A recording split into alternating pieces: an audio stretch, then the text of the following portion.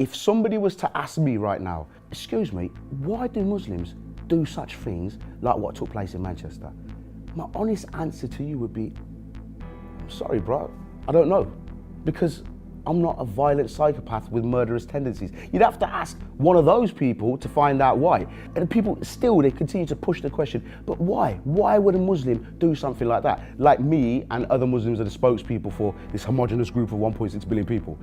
And I remember being at an industry party and this guy came stumbling across the room. We'd had a couple of bevies. He comes to me and he says, Guz, you're very important. I was like, oh, well, yeah, thank you. Yeah, thanks for that. Yeah, He says, Guz, you're also very funny. I was like, yeah, you know how I do, baby. That's how I do. I'm a humorous guy. He said, Guz, what we need you to do is go into your community, your community, yeah? Use your platform, use your humor, and we need you to find the jihadis. Sorry, mate. Go into the community and find jihadis. Bro, I couldn't find where Wally was in that book. Yeah? Let alone find jihadis in the community.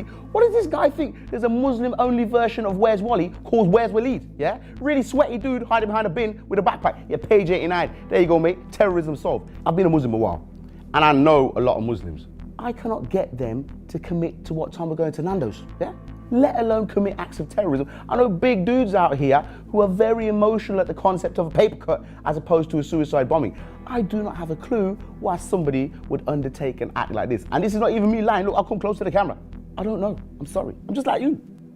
As a father, as an uncle, as a former teacher, when I heard what happened in Manchester, I felt how any sane human being would, and that is I was disgusted. I was shook to my core, really, because it affected beautiful young children. I felt like the whole country was together. And that was until, of course, I went onto social media. Reading the comments from the far right, I could see that people were prioritizing which children's lives matter. But the most children who are affected and killed by groups like ISIS live in Iraq and Syria. Hundreds of young children and babies drowning off the coast of Italy. Yeah, but they're not our kids, do you know what I mean? They're not from the same place. I can't make any connection with them. For me, I can't even comprehend that. The death of any child throughout the world is something that I find abhorrent. Katie Hopkins calling for a final solution. She's clearly just an opportunist. Why would you give somebody that platform in order to spout the things that they say?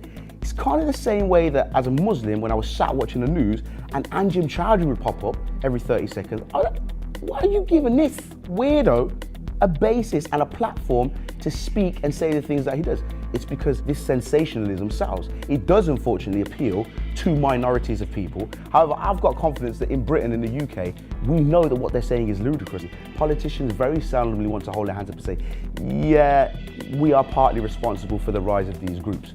The reality is, foreign policy is so important. Whatever we do as a nation will have a direct blowback.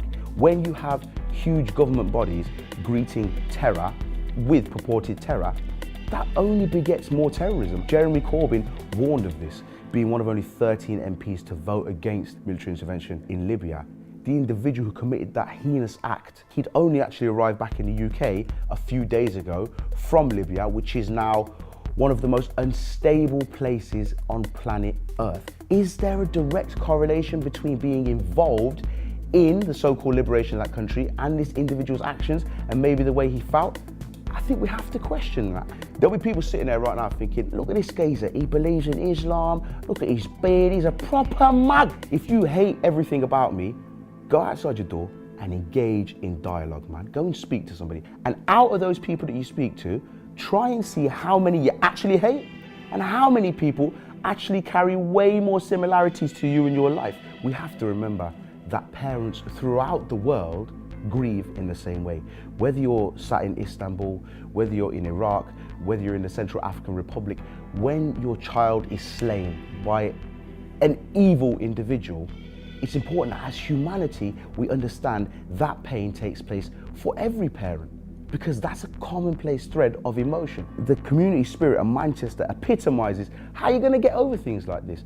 If, as individuals, we realize that the only way to overcome hate and terror is with love for each other, to support each other, that's the way forward, man. It has to be.